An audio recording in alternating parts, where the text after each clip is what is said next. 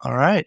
Welcome to Hitch-Hikers Guide to Puro. This is going to cover the history of Japanese pro wrestling, or Puroresu, whatever you want to call it. We'll be starting at Rikidozan and the JWA, and then take you through the promotions that root from it.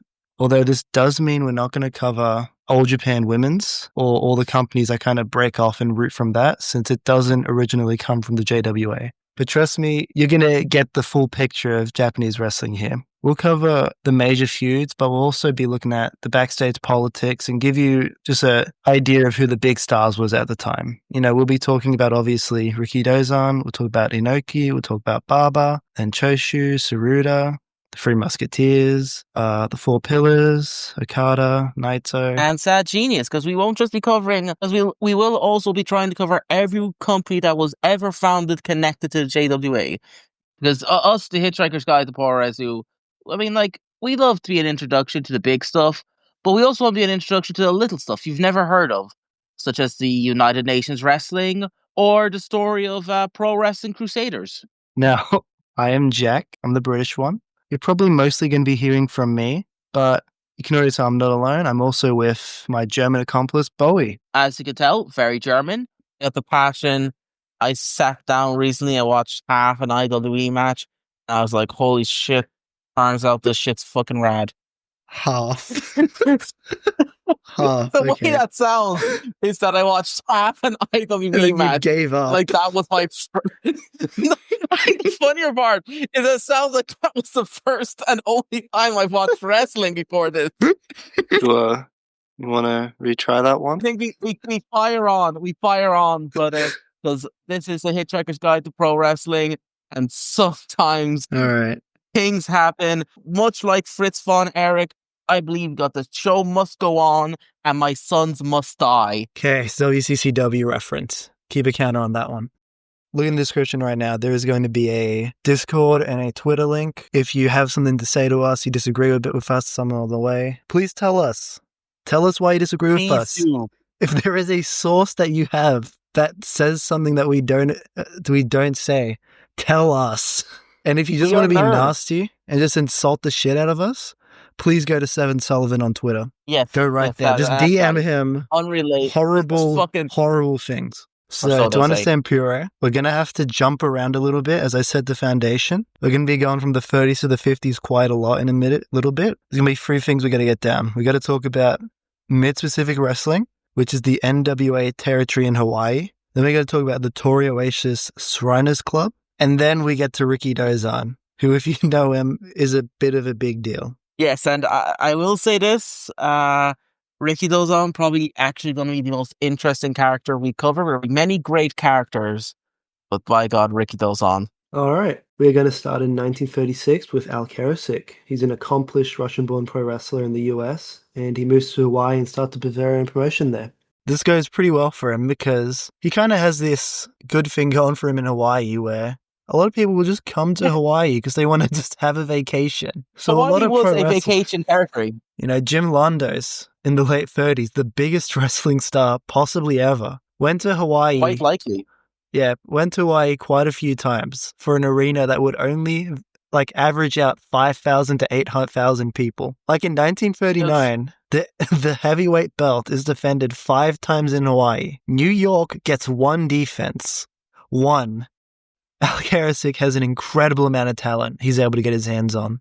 So I'm just going to put it this way, there's probably a few wrestling bastards who don't even know that rolling around Hawaii. Another thing there's this rich white minority class that control most of the industries and money in Hawaii. So you can imagine that the rest of the island isn't much of a fan of these guys. Don't say! The rich white guys who took over, they're not very popular, fuck. Yeah. And because of that, the white guy that came down from mainland USA, they show up and they are booed viciously. And the valiant Polynesian babyface would have to stop the racist, cheating white guy, which is the opposite of what's going on in the States. That is actually, and that's not something that stops appearing after this. In many ways, some could say like a kind of primordial soup of what will become Puroresu. No, yeah, literally. There's quite a few Japanese Americans that become important to Puro down the line that call Mid-Pacific Wrestling their home for a hot minute.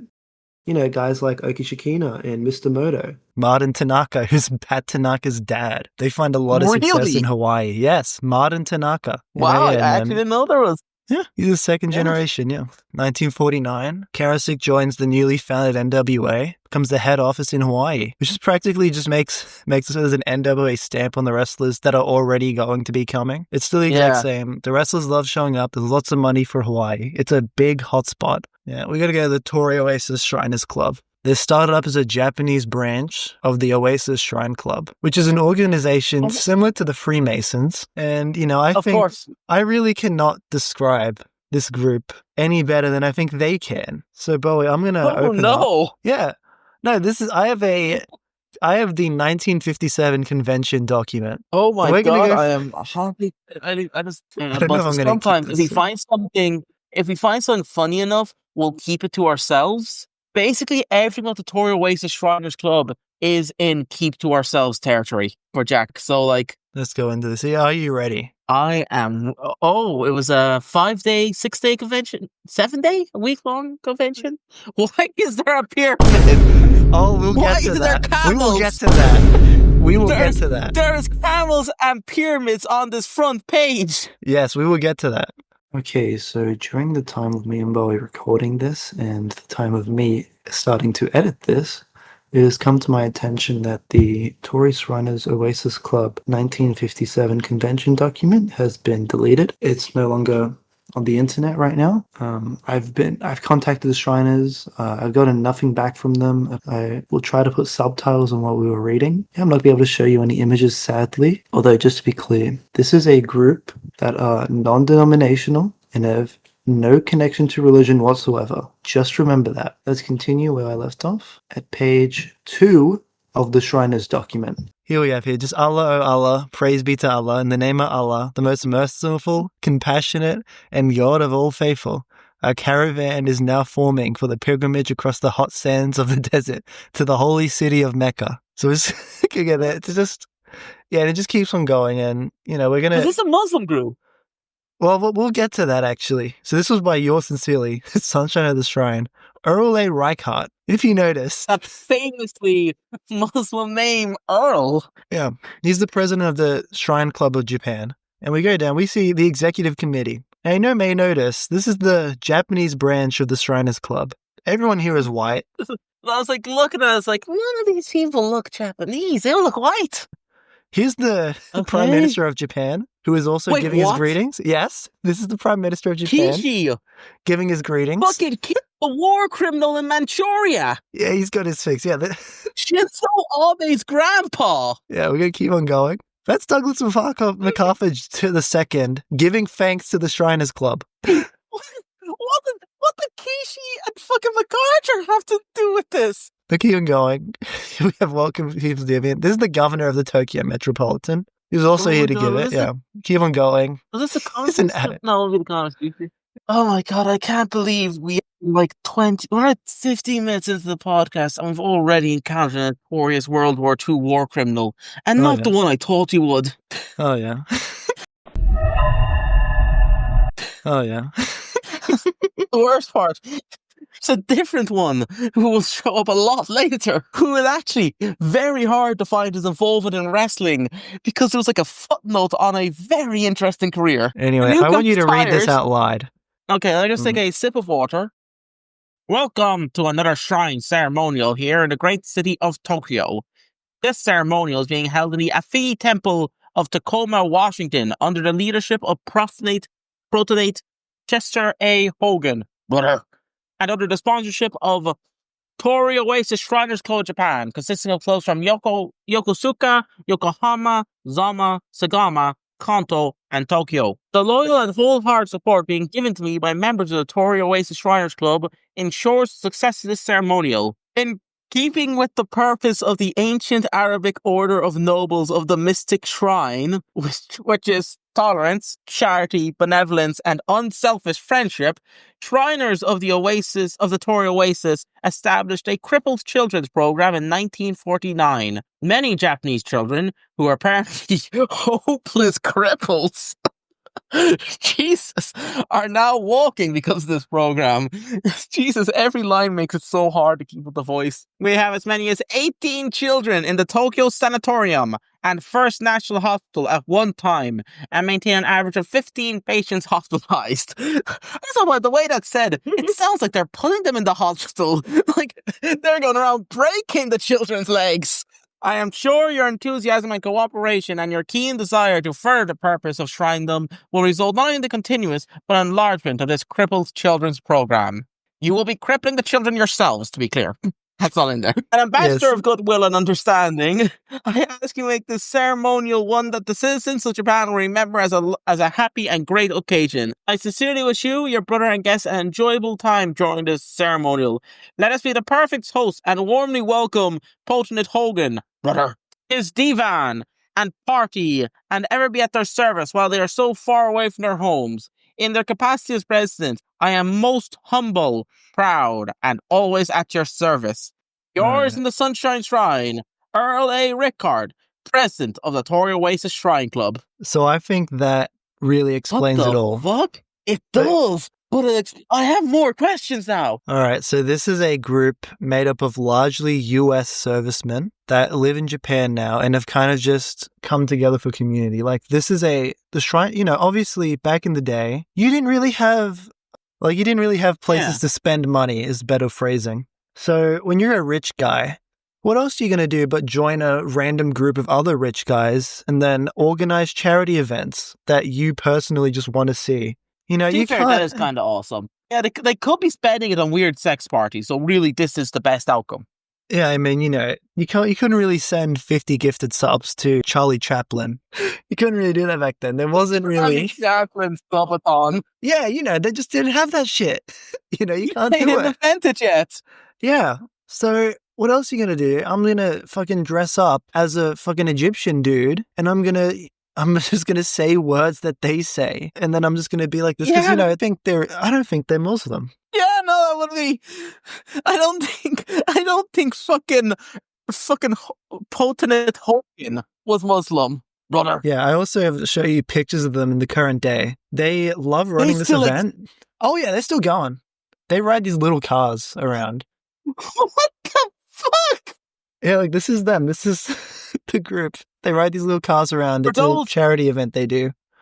For those who are listening without the benefit of vision, I must tell you, these cars are like the shit you see when you're like at a theme park and they have like a little driving range for the small children. That is what they are driving. Pretty much have died off overseas. They're pretty much exclusively just in the US now. No, the Tokyo Shriners are gone? I mean, I think they technically still exist, but they don't do events like this anymore. Damn. Like, it really was just a community thing. They'll come together and then they would put their money towards something like, hey, I want to see the wrestling. Let's bring them over here. Which is a bit of Hey, guys, you know what? I've been seeing a lot of children. They've been running all over the place. I've been really annoying them. Let's break their legs. Yeah, these apparently crippled children.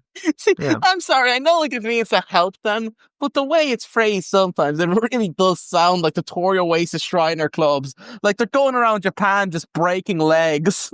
Yeah, like I need to stress the wearing wacky costumes and the weird hat thing they had going. Like, this is just the iceberg of the Shriners Club, by the way. This is... We're excited to announce that the Hitch-Hikers Guide to Puroresu has been cancelled. Welcome to the Hitch-Hikers Guide to the Tory Oasis Shriners Club. Other than that, like, at best, these guys are just rich dudes who wanted to commit tax fraud in style. It's just a thing that's, like, popping off, and then they're going to dress up like they're Egyptian and put $500,000 to a charity or something. Like, Which, I mean, like, once again, for all the mockery I'm giving them for how batshit insane this is, that is probably the best thing for rich weirdos to do. Dress up like something and just be like, and we're going to make sure that the children we put in wheelchairs, they'll walk again. They're not putting children in wheelchairs. They are helping children after the post-war. Yeah, no, even if they didn't, these are all white guys in late 40s, early 50s Japan. Who do you think put the children in wheelchairs? You know what? You're right, actually, on that one. Yeah, they did do that. They're all US servicemen, too. They weren't directly going around. But, like, to put it this way, like, maybe there's a few poor Japanese people left disabled due to, like, abusive homes or accidents. I'd say a vast majority of them, it was the United States. Yeah, like, it's a good cause, but like it very much is. Very much is in that vein. I received an email from the Shriners International. They sent me 2 pictures from a news article. These don't change a lot about the Shriners Club. There's no like surprises in here, although it does confirm the general idea that me and Bowie had, that this was mainly just a group of US Marines that was staying in Japan. It didn't seem like there were too many Japanese people actually involved in this. It's probably why they folded into the Hawaii Shriners Club nowadays. But yeah, continue on with the video. All right, so we're going to move on to the last guy, the last man thing. of the hour. Yeah, so we're going to talk about Kim Sin-rak, who was born in 1924 in North Korea. There's not really much too known about. He was a serum athlete, which is similar to sumo. But he won quite a few tournaments. If you won a tournament, you'd get about 2 bulls, which is about twice the wage of a farmer at the time. Daily wage, by the way. So it's not really great, but it's probably better than nothing. Especially since the Kim family were farmers. Eventually scouted by a Japanese guy living in Korea, Minosuke Mamoda, who kind of just sees his potential. He wants to take him back to Japan to join the Nishino Sekai stable. Which I believe was Momata's stable. Yeah, he retired from the stable and he was scouting. Anyway, Kim Sin-rak, he agrees to go. His mother is very fucking against it, but he leaves anyway to join the stable. It also didn't help that his dad had just died as well, so they had no breadwinner at the time. Just remember, father just dead. That's not something that just appears at Rikidozan. I think it's actually something I just realized now, kind of connects to the future. Keep that one in mind. If you're taking notes at home, listener, well, why are you taking notes? Kim Sin-rak, he moves to Japan in 1939, but he kind of needs a new name and identity because Koreans are not exactly well liked in Japan. Not worldwide. Yeah, not well liked in Japan. Yeah, there you go. You're gonna have a new name, Mitsuhiro Mamoda.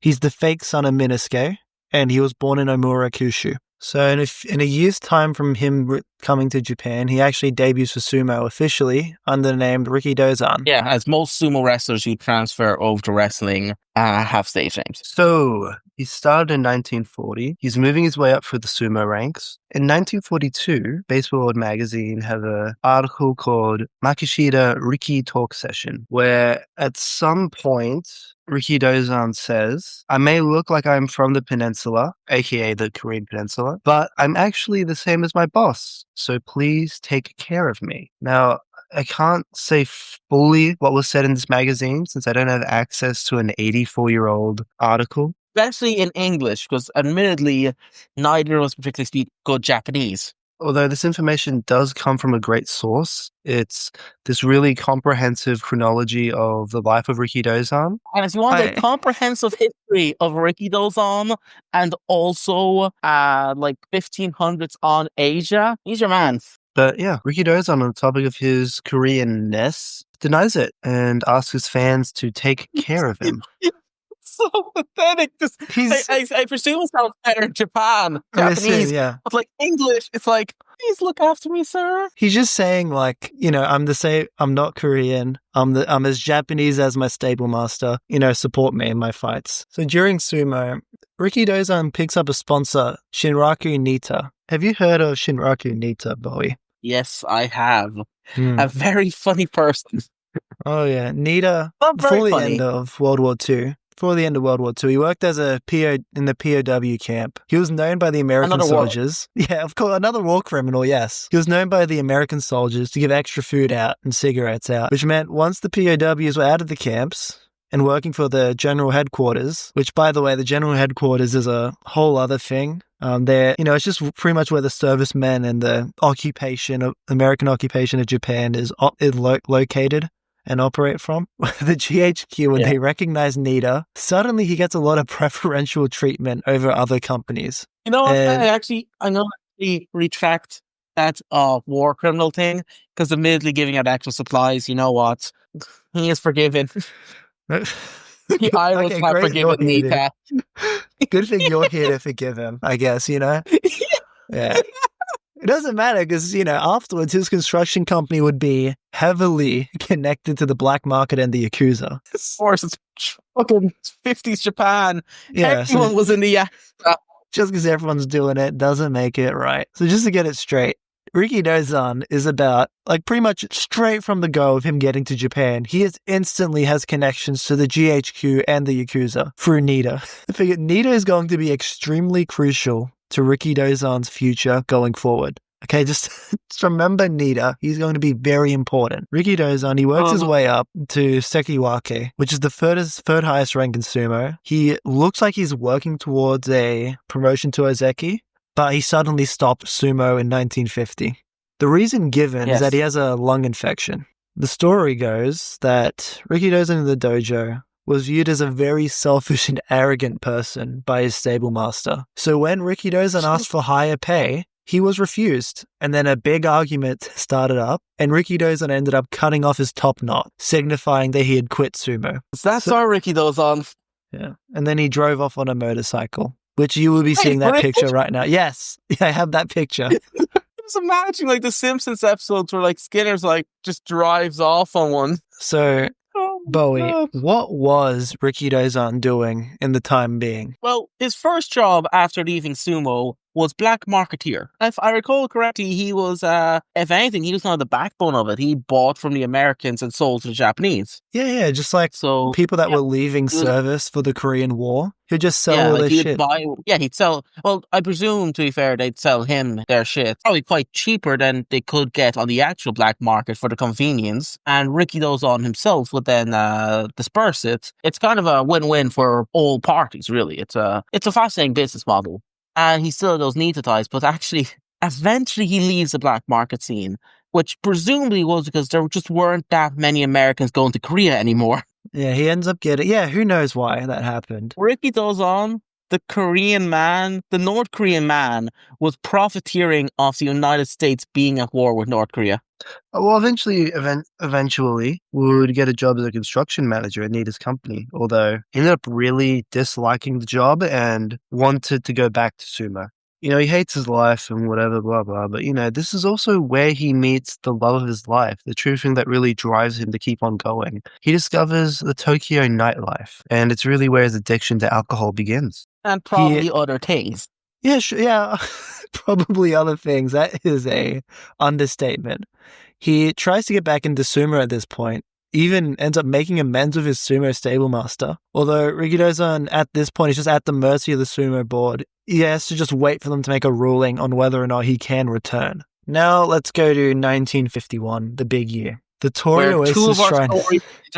Well, I'd say all three cross right here. You know, in July of 1951, the Torii Oasis Shriners Club announced that they are going to run a $50,000 charity drive to raise funds for the children's hospital to be built. They get the NWA Hawaii, or Big Time Wrestling in Hawaii, to book the wrestlers and run the actual tour that the charity is going to raise money through. Now, Al Karasik, he isn't just doing this out of the kindness of his heart. You know, he's basically having a tour paid for, in a way. And, you know, he basically can see if Japan has an appetite for wrestling. He is the Pacific manager of the NWA. If anyone is to get control of Japan, maybe it'd be him. No, Al Karasik, he doesn't go to Japan. He sends his number two, his booker, Bobby Bruns. Oh. Now, Bobby, he collects a few wrestlers and they go to Japan, although while he's also there, he starts to recruit some Japanese athletes that might be looking for extra work. Guys like, I don't know, Rikidozan, a partially well-known name in the higher rankings of sumo. Rikidozan, seems like a perfect fit. Something interesting, the general story about how Rikidozan got recruited for this tour goes that in a nightclub one day, he got into a fight with one Harold Sakata, aka Odd Job from GoldenEye, the movie. If you don't know, I have some bad news. One of my sources from the website Pro Wrestling Stories claims that story has been debunked. We'll get to that. Which was in Japan to work at the Trainers Club. He gets offered a job after he presumably wins the fight against Sakata, I guess. And then obviously, if it happened. Yeah, if it happened, he gets it. And they, he should come along for the tour and wrestle there. And this was a total fucking myth. Oh, yeah. Like, very obviously not real. This is a legend that came up afterwards. Bobby Bruns is the one doing the recruiting. Harold Sakata's just here. You know, he's fair, back in those days, if you did beat up someone working a tour, you probably would get a booking. I actually have another thing from Rikidozan Master. is from the Mainichi Shimbun, which was released in July of 1951. It talks about an article talking about this tour, and it mentions how in July, the pro wrestlers have landed into the country, and that Rikidozan has put himself forward as someone who wants to participate. Now, I don't know about you, but a bunch of foreign wrestlers arriving in Japan at the airport, then getting challenged by a former sumo guy, sounds like a bit of an angle. It does. What do you think? I think the most likely story of this all is that it is actually kind of a half and half, where clearly someone with boots on the ground in Japan maybe did know Rikidozan, knew that he wanted to head back to sumo, and probably was smart enough to realize that no one would allow Rikidozan back into an organization he left, because then they'd know who Rikidozan was. So they probably put him forward like, hey, if you want like a Japanese guy, this guy Ricky, he's a former sumo, pretty good shape, not vigilantly racist to Americans. It'll be a good hire. Yeah, and you know who that man was? Nita. Nita presumably with his connections to the GHQ, which for the Toyo Racist Sinus Club are going to mostly be doing shows for the GHQ. Presumably just put a word into Bruns. So he's the guy that did this. Yeah, that was so obvious. Because that was like the one hole in my theory was, who would be Rikidozan's friend? Of course it's fucking Nita. But no, Nita put word to Bobby Bruns, who is coming here to Japan. They arrive in Japan. Rikidozan does the angle. He presumably starts training. Yeah. This happens in July. The tour starts in September. So this is at least, 2 months in advance. That does line up with, by some accounts, Rikidozan only had 2 months of training before he debuted. Yeah, no, he clearly got recruited, and this was how they tried to get interest in the thing. No, Bobby Bruns is a booker. He knows this stuff. A pretty good angle, all considered. Although Bobby Bruns, he doesn't just recruit one Japanese guy. He gets 3 of them, actually. There's a second. There's a third. Yes, there's 3. One being Kokichi Endo. Who is Kokichi Endo? Man. He is a former judoka who is a part of a short-lived pro judo promotion called the International Judo Association, IJA, which started up after judo was banned by the GHQ and forced to become an amateur-based sport, which did not make good money for the athletes. And the IJA, following in this suit, also didn't make good money for the athletes. They failed to pay the top guys of promotions their money. So the top guy just left to Hawaii to make more money, effectively just killing the whole IJA overnight, which left guys like Kokichi Endo and other judokas like him jobless, which is where Bobby Bruns comes in. An actual fun fact for Koichi Endo that we probably will not get to because it's long after he leaves the story that this even becomes something interesting, is that Koichi Endo, I don't know, there was a period of time where he was the oldest former wrestler alive. And I think he's like he's in the top 5 longest lived wrestlers. Yeah, so another wrestler that's recruited for Kokuchi Endo is Yasuki Sakabe, who's another person from the IJA, although he does not last long. Like, he does maybe 2 matches on the Toyo Racist Shriners tour, so I'm not going to talk about him. Just presume that it's just Rikidozan and Endo, because it effectively just is them. They start doing their training, and then they end up getting their debuts on the tour, working as young guys, working the Jews in the undercard, going to 10-minute time limit draws. That wasn't like on habit. They went to 10-minute time limit draws. For the entire tour, Rikidozan neither wins nor loses a match. He just has 10-minute Broadways. And actually, was that Rikidozan always went like, my first match, like I thought I was going to die in there. Like it was, oh my God, I knew you had to have power, but Jesus, the stamina stuff, shocking.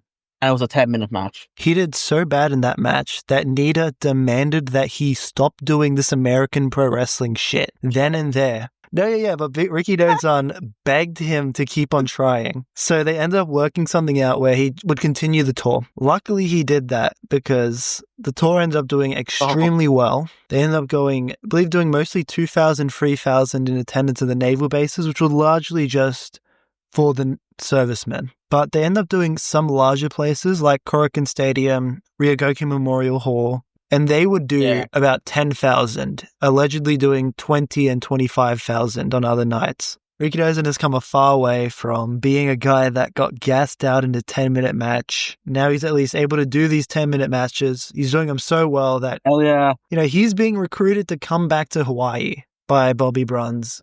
He takes a photo with Rikidozan and sends it back to Al Karasik. to hopefully see like, hey, look at this guy. We need to bring him into Hawaii. Originally, Rikidozan refuses this offer to come back to Hawaii because he's still hoping to get back into sumo. Yes. Oh. Only after he gets the firm declaration that no, you cannot come back to sumo. You cut off your top knot. It's done. He decides to officially agree to go to Hawaii. That's very interesting. So he gets this grand send-off party, which is attended by a whole lot of important people, including Al Karasik, who made his way to Japan for this specifically. I believe a bunch of all his old stablemates are there and his stable master. So he eventually... Yeah, so he gets to Hawaii, where he meets one Oki Shikina, who was a Japanese-American in Hawaii, if you remember. And he he effectively becomes the main trainer for Rikidozan. Like, Bobby Blunt is still an important mentor for Rikidozan, but he's the booker. He's not there training Rikidozan like a Shikina is. Shikina's arguably more impactful in Rikidozan. Like, he's the one who suggests to Rikidozan to wear the long black tights and passes him the karate chop. Yeah, people always know Rikidozan's chops. They were a big part of Rikidozan. So in Hawaii, Rikidozan just goes on to have a match of a who's who of talent, and he eventually finds himself going to LA, where he makes the first big amount of money he's probably seen, and he's fighting top guys. I believe part of the reason for that was that the promoter in LA at the time kind of went on the Vince Senior logic that there was a large Japanese population in Los Angeles, so the Japanese people would come to see the wrestling, to see the Japanese hero be like a Japanese good guy fighter. Yeah, which, I mean, that would then become like Rikidozan's philosophy in the business. So clearly, he had the right idea. Yeah, no, he gets inspired to come back to Japan and try this. As long as, if only he could get some type of broadcasting in Japan. This is 1952 by this point. Yeah. While in LA, he ends up having quite a lot of tag team matches with the Sharp brothers. It's noted that these two pretty much end up having a lot of chemistry. Rikidozan, they do a very specific match where the Sharp brothers gang up on Rikidozan's tag partner, and then Rikidozan gets the tag, rushes in, and fights them both off with his chops. And this ends up doing really well. It should be noted. I do want to just actually give the Sharp brothers a bit of a background on them, because they're not the most fascinating people. I believe some people say that they are one of the first real tag teams to be a big name, not because it's two single stars together, but because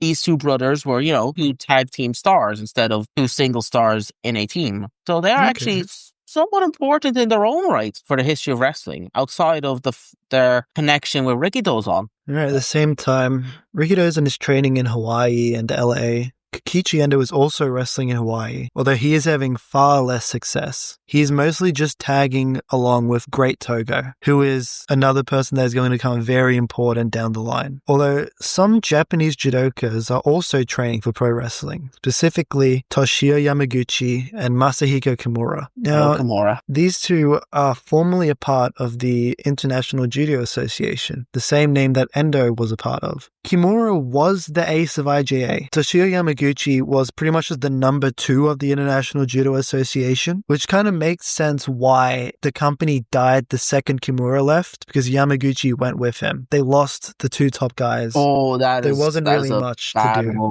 Yeah, they originally went for just a judo competition, but they just got recruited to pro wrestling. I do want to point out at this point, I'm like 99% sure is married, which is not important now. In fact, I would honest to God say Masahiko Kimura's wife, not a major player herself, but Kimura's actions that were motivated around her. Masahiko Kimura maybe is a tad bit insane. He was a 13-time consecutive All Japan Judo champion. He holds this record, even though, he's undersized at about 85 kilograms and he's only 5'5". So he ends up being very worried that others would catch up to him and overtake him. So what he does is, he trains. He trains a lot. He ends up training about 10 hours a day in some of his sessions, like just extremely full on, as hard as possible. His entire body and soul was devoted to judo. He even said that if he was ever to lose a judo fight, he would commit seppuku.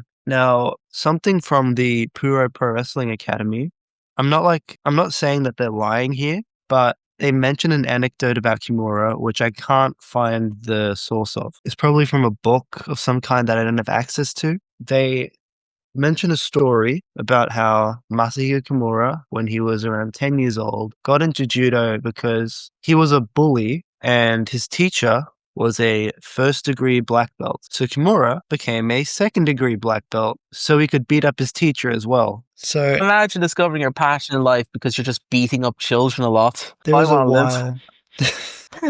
So by July 1st of 1953, we're jumping a little bit just because there's a lot of just Rikidozan is in LA. He wrestles this guy, he wrestles this guy, wrestles this guy. By July 1st, 1953, Rikidozan is back in Japan and he announces the start of the JWA, the Japan Wrestling Association. And he announced that he is currently in the process of building a JWA dojo. They announced this at a big conference with Rikidozan at the head. Kokichi Endo, he's back. He's going to be in a supporting role. The dojo is said to be built on money he had earned while working in California and Hawaii. Although knowing how Rikidozan spends his money in the later years, I don't think it was built on his money. Needs money? I cannot imagine that Rikidozan would put money into this, much less have enough money that he could build a building. Yeah, no, it does. It raised a bit of a red flag for me that, like, Rikidozan's LA earnings doesn't really sound like something Rikidozan would have. Like, his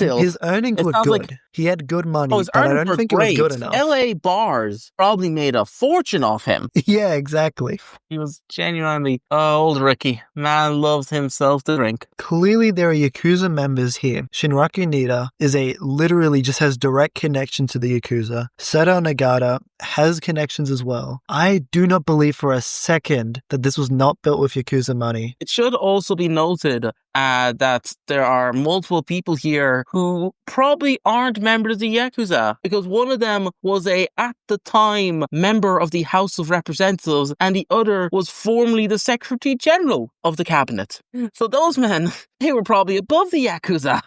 Endo and Rikidozan are not the only ones coming back to Japan, because Masahiko Kimura and Toshio Yamaguchi have also made their way back to Japan too, and they intend on starting up their own promotions and just intend on beating Rikidozan to the punch as fast as possible. By July of that year, literally like a month in, Toshio Yamaguchi has put together a Juken card, which is mostly just judokas versus boxers. Although it's not fully a pro wrestling show, it effectively is, because it is a bunch of worked bouts, and then at the top it's Yamaguchi versus a retired Rikishi. This event is a charity event for the flood victims in Kitakushu, which just happened at the time. The show did very well for them. They got a lot of publicity, so well that a GI challenges Yamaguchi to a pro wrestling match. Yamaguchi declines it at first, but Shotaro Matsuyama, literally just the head of the, how do you pronounce the Sorigumi? Sorigumi, yeah. Yeah, Sorigumi, puts some money behind it, and suddenly All Japan Pro Wrestling Association is born. They run their first show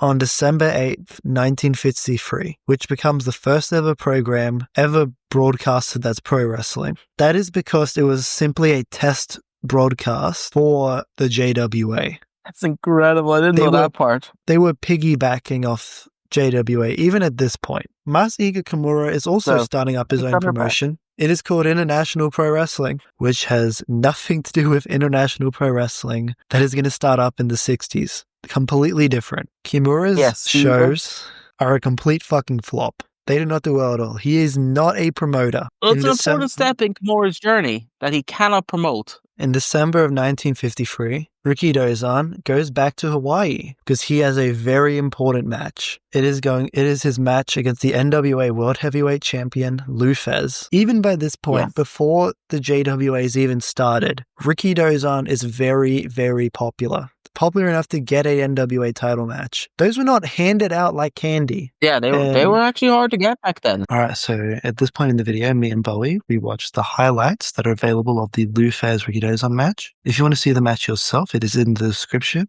If you're going to watch it, this is the best point to pause. And for those who are still with us, those who are returning, let's continue with the video. So now we are finished with 1953 with the Lou Fez match. Yeah. You know, that match is effectively the end of Rikidozan's excursion, let's say. Funnily enough, he had about 2 to 3 years overseas, and then he came back. A lot of the stuff that Rikidozan is going through becomes kind of a thread. I think we're kind of seeing the whole young boy system really form here. Rikidozan wants a bunch of undercard exhibition matches that go about 10 minutes to a draw. And then once he's had enough experience, he goes overseas 2 to 3 years later after he's really, developed his crown. He comes back. I think, yeah, and even when you look at the excursions that followed Rikidozan, they're all built on that similar logic that, the guy comes in, he has his first few matches, he goes abroad for a while. In Rikidozan's case, to get further training because he wasn't getting that in Japan. In the later cases, it's more of like look, he's picking up foreign styles. And they come back fully formed in a way. Of course, some excursions, would be longer. Here with Takahashi spent like 6 years on excursion. I think we might be going a bit too far ahead. Yeah, some excursions are long, some excursions are short. The basic premise, as I would be saying, remains consistent though. So, that's as 1953 comes to an end, with Rikidozan losing to Lufez, we go to 1954, where the first major thing that happens is that AJPWA are running another show. They run a 2-day tour. Oh, yeah. On the 6th and 7th of February, getting about 8,000 in attendance the first day and 10,000 for the second day. So they improved. They got people to show up more. The second show ends in a fuck finish. It's 2 out of 3 falls. Yamaguchi wins the first one. Then he loses the second. And then the third, the US serviceman that he's fighting, falls out of the ring, which means he loses via ring out. But the referee counters it, restarts the match. And the serviceman refuses to get back into the ring after what happened, which gives Yamaguchi the win. That just goes to show how cowardly those Americans are. So Yamaguchi ends up being the first wrestling promotion to air on TV, and in that time, he already has done a fuck finish. Speed running this shit, man. On one of these, on this 2-day tour, one Michiaki Yoshimura debuts. Yoshimura, a very interesting character. So at this point, it looks like AJPWA are doing pretty well for themselves. Not for fucking long, because here comes the JWA and Rikidozan. They are airing on the 16th of February. Rikidozan is on screen, and he basically just explains the rules of pro wrestling to the Japanese audience, which is something Yamaguchi did not think about doing. Yeah, I wouldn't have even thought that, and that is actually a very important step, actually, that the fans understand the rules, because they're not always quite straightforward, especially back in the old days where they'd invent new rules just because. 3 days later, on the 19th of February, 1954, around half a year later, the actual founding of the JWA. Now the actual Jodojo is built. The JWA, they intend on coming in hard. They're going to do a 15-day tour. This completely eclipses the Torii Shriners Club, eclipses all AJPWA. The main event is going to be Rikidozan and Masahiko Kimura, who, is currently struggling to promote his own shows. He has a lot of name value, and he is trained to be a wrestler. And they're fighting these dastardly Americans, the NWA World Tag Team Champions, the Sharp Brothers. What a championship. This match ends in a draw, going to a time limit at like 1 point to each. I will say this show actually did run into some issues because Masahiko Kimura, up until the show happened, was asking for more money. He was like, give me more money. Give me more money. Give me more money. The attendance for this first event is incredible. It's a sellout in advance with about 12,000 at least in attendance at Kurame Kokugikan. Now, before we go any further, I have a confession to make. I lied at the beginning. This isn't the entire history of pro wrestling in Japan. Just around the first time pro wrestling was actually successful in Japan. One of the big reasons why pro wrestling worked this time is because of the political and cultural climate of Japan at this time. The image of the unbeatable, descended from God emperor had been defeated, and the USA dominated the country under occupation, but not just militarily, to a degree culturally. The youth were getting more interested in things like baseball and cowboys. Things from American culture were seeping into Japan as America started to come out as the major superpower and a big cultural exporter. That is why when the newspaper started to talk about how the world tag team pro wrestling champions are coming over from the USA to fight the best Japan has to offer, suddenly it becomes a big deal. It is very rare that a world champion came to Japan, much less a world champion of high American quality. Pro wrestling was, hyped up as this American sport. It's like American sumo. That got people interested, intrigued. They sold out well in advance, filling Kurame Kokugikan with 12,000 Japanese spectators, not just wanting to see pro wrestling for the first time. They were hoping to see a miracle. The novel Tokyo Underworld by Robert Whitting, which covers the time period, talks about this match specifically in detail for a whole chapter. I think reading an extract of it here would help describe the effect this match had on the audience better than I could. Rikidozan was half a foot taller and some 50 pounds heavier than Kimura at 5'8". When the capacity crowd of 12,000 people at Kokugikan Sumo Arena in eastern Tokyo saw the four combatants together in the ring for the first time, they emitted a collective groan. "Those Americans are so huge," said the ring announcer. "How could they possibly lose?" The symbolism was all too painfully clear, as one Japanese journalist wrote in their letter. The difference in physical size, especially in Kimura's case, triggered painful memories among spectators for the devastating loss in the Pacific War. But then the match began, and something very surprising happened. Rikidozan flew into the ring and began pummeling Mike Sharp with powerful karate chops as the Americans gradually retreated under the furious onslaught and eventually gave way to his brother. The crowd erupted in an astonished cheer. When Ben Sharp entered the ring, Rikidozan continued the frenzied attack, sent him reeling from corner to corner too, until he eventually collapsed in a daze. Rikidozan pounced on him for a count. The fans shot up to their feet in mass hysteria, tossing seat cushions and hats and other objects into the air. It didn't matter that Kimura would go on to get pinned and make the scoreboard 1-1 later. It didn't matter that the match ended in a time limit draw. The Japanese audience treated this like they had won the Olympics in a landslide. Overnight, Rikidozan and to a degree, Kimura were national heroes. I will say this also, though, Masahiko Kimura does deserve some credit. I mean, I don't know if he really understood that his role was the guy the white people got heat on.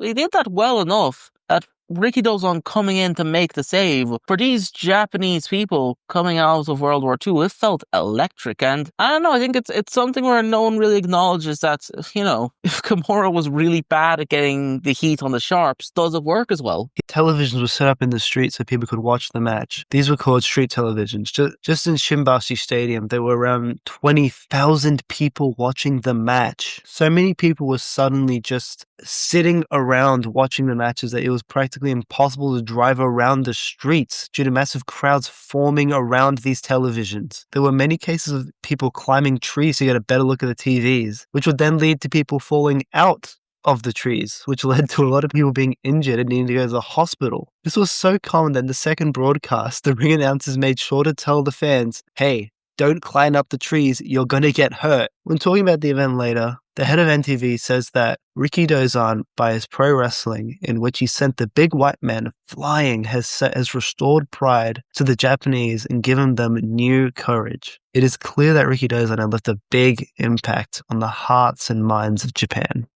He ends up landing a second TV deal with KR Television, which later becomes TBS, Tokyo Broadcasting Station. But like you talked about it a bit, but the fact that the Sharp brothers, you know, these guys were coming to the ring as the world tag team champions, these big athletic Americans, you know, like they're not small guys, they're big, and they clearly outsize Kimura and Rikidozan. The hope that these two smaller but, you know, more skilled Japanese guys could possibly defeat these big hulking Americans, you know, it got people going. It was this underdog. It's poor the underdog. It got them really going. This was a classic example of just full on just pro wrestling, this whole thing. You know, like people talk about really this, the way they mention it, it's like he was re-litigating the World War, but this time he was winning it. In a way, it was that, but I think it was also just basic wrestling logic.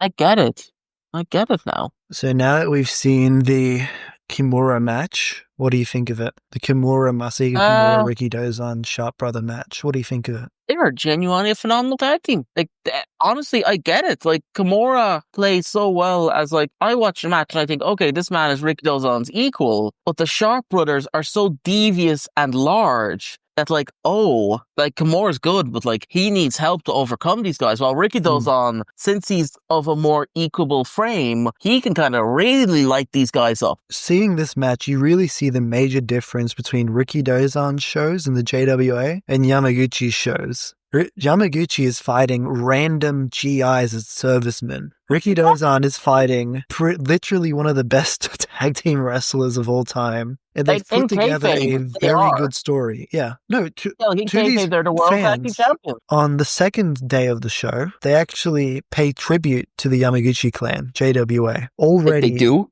Yes.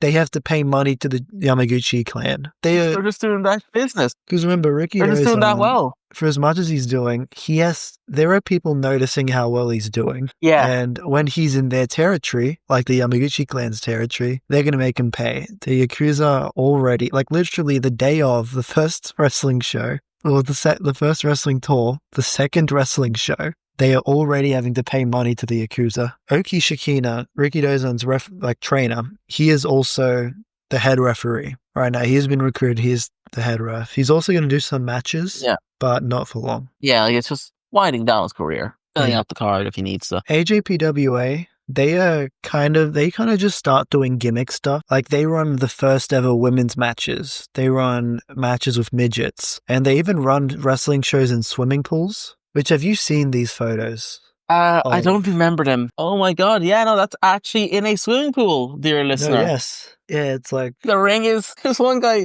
who's actually by the ring, who's like swimming up to it like it's a tiki bar at a hotel.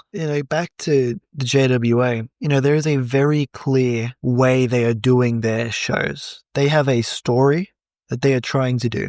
Team Japan, they're fighting honorably and within the rules. Meanwhile, the Sharp Brothers, they cheat. They do all this dastardly bullshit. They're hopping in the ring at the same time. They're abusing the 5 count. They're doing all this bullshit. They're tying up Kimura in a trio woe. And then Rikidozan just trying to equal the numbers, just trying to set order again. He grabs them and chops them, tosses them out of the ring. Yeah.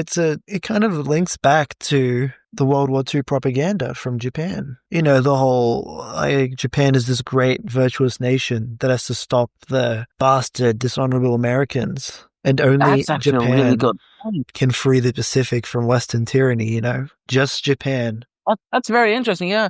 Because I thought you were just going to the direction that the NWA Hawaii dynamic has come back, where the white guy comes in, he's the big bad guy. Kimura. That's a much more interesting point you made. Rikidozan, he is the hero of this team. He is the star. It's his company. Of course, he's going to make himself the star. Yeah. Kimura is the bitch of the team. Right? I don't think that. I think that's unfair. You disagree? I haven't seen it. You disagree? Yeah. He is the second. He is the number 2 of this team. Oh, he is number 2, though. Yeah, he is like the second. And I think right now, he is the one. Yeah, I think what you're saying about Kimura is very, very important and is something that Rikidozan is thinking about. I think you are not a lone voice in this. I think there are a lot of people like you, actually. Going around thinking like, man, that Kimura, he's fighting honorably. He's just screwed by the size. Yeah, Kimura, he has an interview with a paper and he says basically, he gets asked about the matches. He basically says in this interview that Rikidozan's wrestling involves a lot of gestures.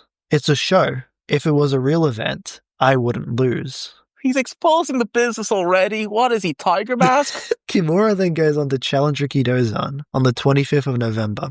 So Kimura then goes on to challenge Rikidozan for then the 25th of November, 1954. The match is accepted instantly by Rikidozan. In literally one day, the match for this new Japanese championship is set. Toshio Yamaguchi acknowledges the Japanese championship and says he will challenge for the title after them two fight. So in a way, Yamaguchi has negotiated this in a way that Rikidozan and Kimura are fighting to wrestle him. So at the very least, AJPWA kind of looks like they're on the same level, right? The most corny company in history. Some say that Kimura, his promotion's dying really quickly. But I do actually want to bring in a little sidebar, because his promotion wasn't the only thing that was dying at this time. Remember how I earlier said to keep in mind that Masahiko Kimura had a wife? He's very sick right now. Not in like the cool way, in the ill way. Quite ill. So Kimura needs the money. Yeah, I believe she has developed lung cancer earlier in the decade.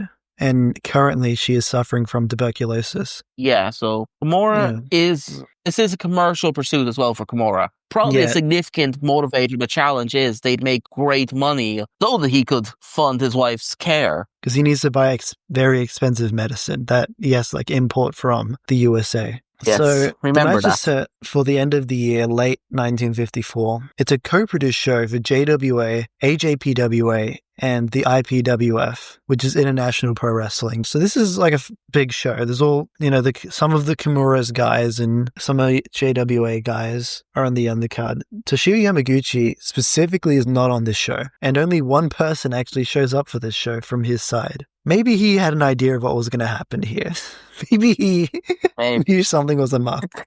Yes. Finally, because IPWF guys, apparently they go over, which maybe should have been a bad sign for Kimura, but, we'll give him going. But, let's just say what happened for Kimura. He thought that going into this match, it was going to be a time limit match. It was going to go to a time limit draw. He actually had written a letter to Rikidozan requesting it be a time limit draw. Oh, okay. I didn't know important. That. Oh, yeah, no, he actually had written a letter asking for it, which later historians point out was a terrible idea because apparently Kimura was a bad enough worker he would not have lasted an hour in a singles match.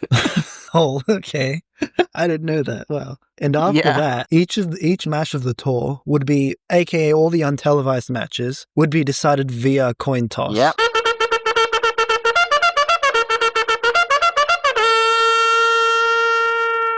Now that we have seen the match, what do you want to say about it? I will point out, Kimura still looks like a better worker than Rikidozan in that match. But actually, an interesting postscript to this match that I don't think Jack would be aware of is that apparently backstage when talking to press, Rikidozan actually pulled up the letter Kimura had given him asking to go to Broadway and showed them the letter. To show that, oh, look at him, the coward. He wanted to go to 60 minutes. Wow, I did not know that. Yeah, which is insane levels of shooting on a man to shoot on him and then be like, this bitch asked me to fix the match. Yeah, I mean, the story always has been that Rikidozan got kicked in the groin and went berserk. But when I look at that part of the story, when I look at literally everything in the story, when I look at what I know about Rikidozan, I don't think Kimura knew that this match was going to end in a shoot. But I think Rikidozan woke up the morning beforehand after having dreamed of shooting on Kimura. Yeah, I mean, there's also another thing to this that I don't think you would have thought about. This marks the end of Kimura's career in pro wrestling, but it only ends that. It also affirms Rikidozan's pro wrestling style and, the karate chop as being superior to the judo world champion. That's actually a good point. Yeah, it's in a way, it's professional wrestling mogging judo. And you got to think about it. Judo's been banned. Judo is being heavily suppressed by the GHQ. Pro wrestling is being allowed to thrive. And now, the Western pro wrestling just defeated him. Yeah. And an ironic turn of fortunes. I cannot express the importance of Kimura's reputation as a fighter. He was literally called the Demon of Judo. There's a infamous match where he fights Helio Gracie in Brazil. He destroys him. He breaks Helio Gracie's elbow in 2 places with the Kimura lock. The Kimura lock is his move, by the way. The Kimura lock. He's the Kimura. Yes. Oh my god. Yeah. Kimura basically only wrestles again during a tour of Mexico, which is not very well recorded. Yeah, because it's 50s Mexico. Yeah, Rikidozan clearly had no intention of letting this be a work. He was going to fuck Kimura up. He was not going to go to a draw. Kimura thought this was going to be a work. He wanted it to be a work because he needed to stretch this out to make as much money for his sick wife. Yeah, always remember, this was a man who ran around bullying children and became good at judo just so he could beat up his teacher, so he could bully children more. And he has undisputedly the moral high ground on Rikidozan. I mean, when you put it like that, it's a bit. But the whole thing of he has taken Rikidozan is showing that, hey, I can defeat the Americans at their own game. I can do it. Not Kimura. He's not good enough. I'm the number one. Why do you care about him? I'm the star here. I'm the one that's going to fight the foreigners off. しかし木村は全面的に否定。2人の対立は試合後も続くように見えたが、過去のいきさつは水に流し、和解が成立した。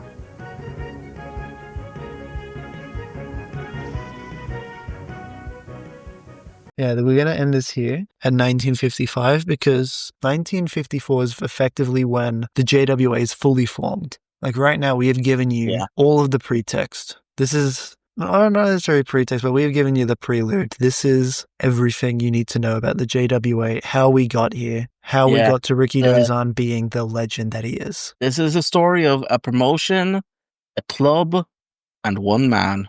Thank you very much. I hope you enjoyed listening. And once again, we will have socials eventually. If you have anything to say about it, Seven Sullivan on Twitter. Yeah, insults. Bowie. At Seven Our Sullivan. Discord will be in the Fuck description. you. Yeah, our Twitter will be too. I want to do a thank you to Dan Ginnity, who ran the Puro Wrestling Academy podcast. It was probably the biggest inspiration for this. It got me to move on from just touching this on just wrestling promotions to actually look deeper into Rikidozan and find all this information. If you want another thing to listen to about this this timeline, listen to the Puro Wrestling podcast hosted by Dan Ginnity. He covers the same area, but vastly different. He covers completely different topics from a completely different angle. I also want to throw out a special thanks to Hitch-Hikers, who, to put it this way, built the bricks that a lot of us did build on.